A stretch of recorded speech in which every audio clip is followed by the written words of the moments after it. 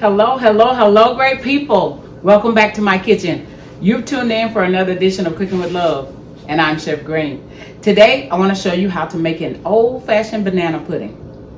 Well, not quite old-fashioned, because I'm not using the meringue topping. But other than that, the recipe is old-fashioned. Let's get started. So our ingredients for this banana pudding, it's going to be a stick of butter, 4 cups of milk, 6 egg yolks, and I saved one to show you how I actually separate the egg. We have 2 cups of sugar, 2 boxes of Nilla wafer cookies, and 3 tablespoons of flour. And of course I have about 6 bananas. Not sure if I'm going to use all of those, and a teaspoon of vanilla extract. So you guys can see firsthand, for those of you that don't know, how to separate the white from the yolk. So what you're basically doing is taking that yolk and tossing it back and forth into the shell. If you're new to this, it's best to kind of break it evenly. I just broke it. I didn't try to break it in a certain spot, but it'll be easier on you. And so you're tossing the yolk itself back and forth, and in the process you'll see that the white falls off from the yolk, just like that. And then I'll toss it back into the other half of the shell. Let the white fall out from here, and then I'll drop that yolk back over again, and the excess white will come away from there. There's none in that shell. So I'm gonna toss it back over in here one more time. I think I can get that separated from there. There's a little bit more white hanging there.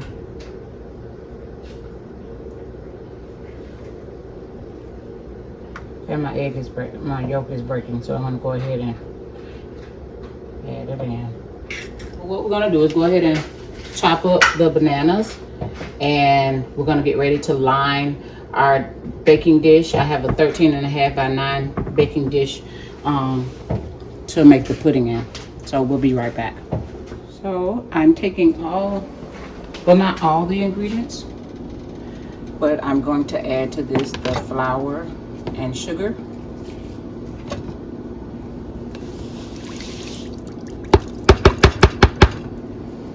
Now we're about to heat this up and keep it stirred really well so that we can make our pudding. So I'm going to stir all these ingredients and let them cook together well and thicken. Beat the yolks. And this will be added to the pot. We're going to begin lining our dish.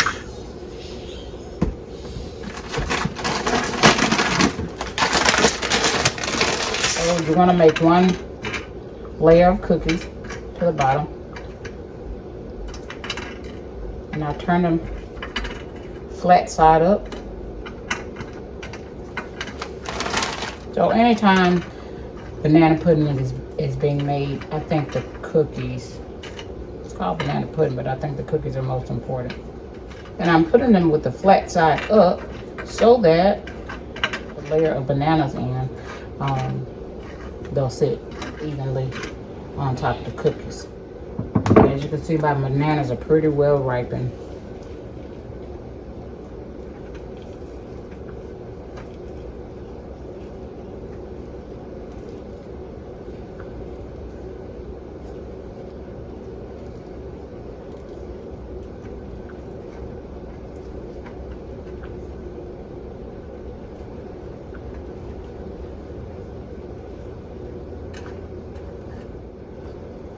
Okay, so we'll come back now with another layer of cookies.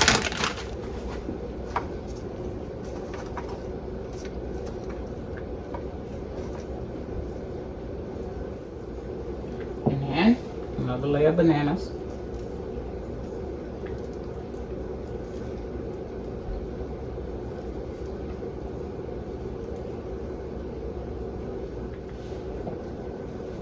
And then another layer of cookies. This time you can turn them down. I'm at the bottom of the barrel, but we're gonna use these cookies. 2 bags. This is the box I got from Sam's. So I can have enough cookies and don't have to buy 2 separate boxes, because buying this one big box from Sam's is a little more affordable than, okay. Those are just crumbs, and we're gonna save those. Okay, I'm gonna show you guys how we have the pan fully loaded with cookies and bananas. Well, fully loaded with cookies, but that's how I have it stacked. And we're gonna go take a look at the pudding. So trying to set the camera up over here wasn't working.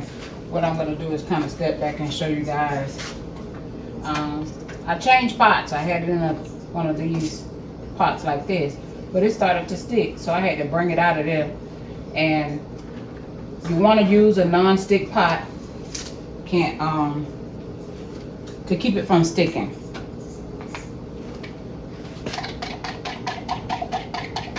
And I didn't want to add these yolks until I had time to stand over here to tend to it. So once you get the egg yolk added, you want to stay here and keep a close eye on it, keep it stirred.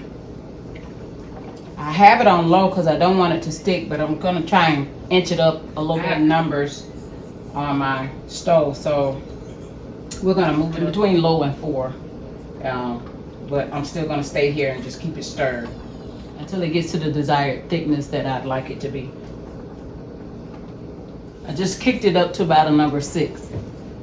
And the higher I get, the less I'm going to stay away from. The higher the temperature is, the quicker it's going to cook. So definitely want to stay close. So what I'm doing while I'm waiting is crumbling up these cookies.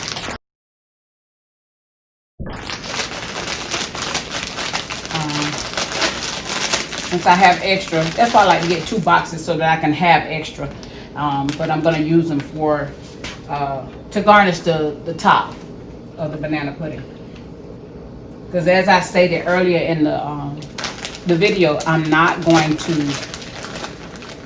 do the meringue. Now putting that meringue on top is very pretty, but I'm not doing that. Well, I might want to put my vanilla extract in there. Y'all wasn't even gonna tell me.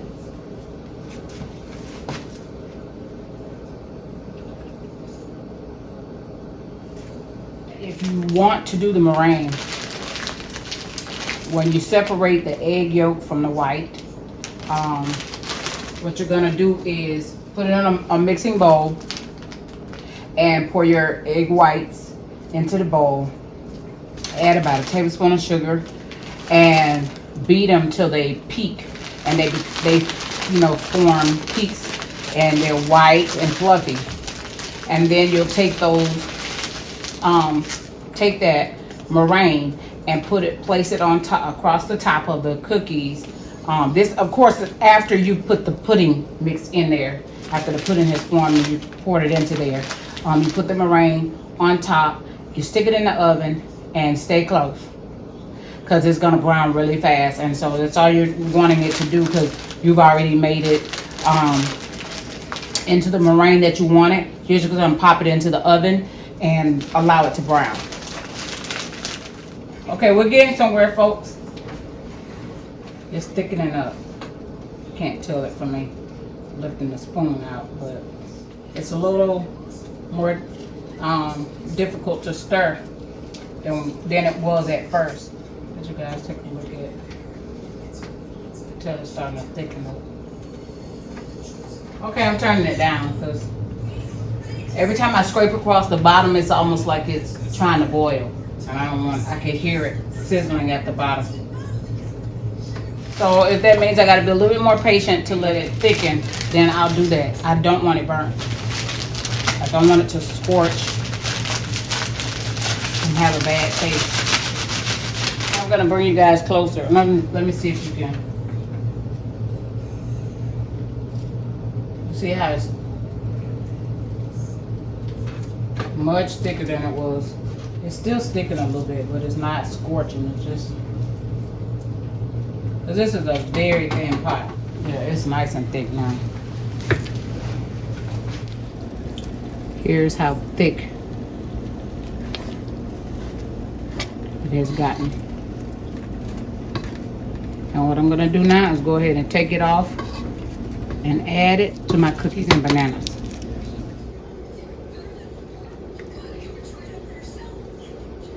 So you're just gonna pour it over the top of the cookies and bananas, and it will work its way throughout.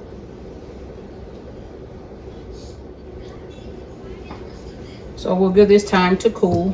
I'm actually gonna go ahead and put it in the fridge and let it cool that way. And we'll be back to do the topping. Okay, we're back and we're gonna use Cool Whip as our topping.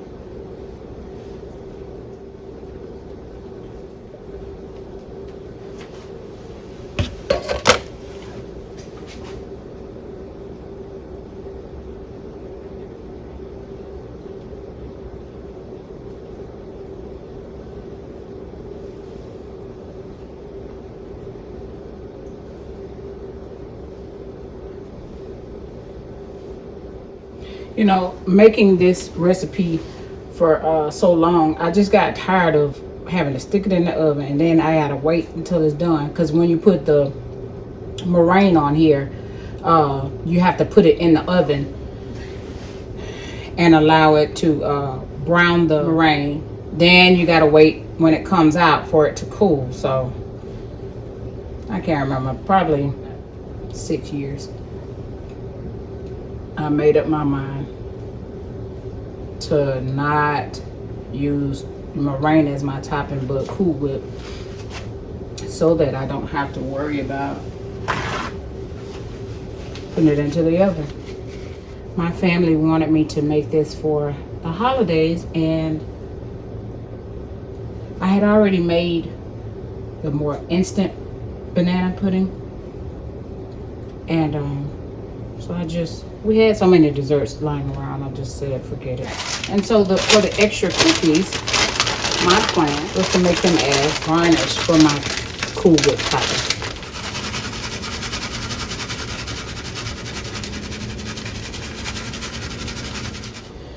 All right, so here you have it, folks. Banana pudding, old-fashioned way. So we're gonna serve ourselves up a bowl, plate. What should I put it on? We'll figure it out, but see you in a second. Okay, so we're gonna give it a taste. We decided on the plate.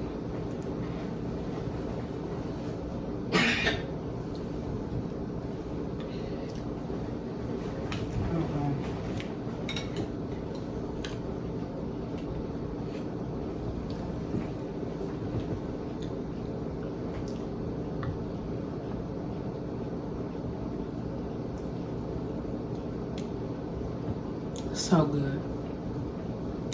Oh my goodness. You just never can have enough cookies.